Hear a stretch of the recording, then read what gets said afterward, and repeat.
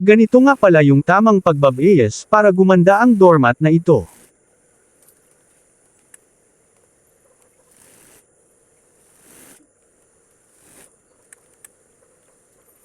Dahan-dahan lang ang aking pagtatahi dito para hindi pumangit ang pagkakatahi.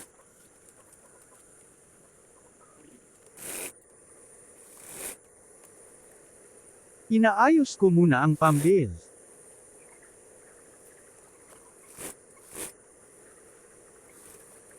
Kaya gusto nyo magpagawa nito, mag-PM lang kayo sakin para agad namin kayong gagawan.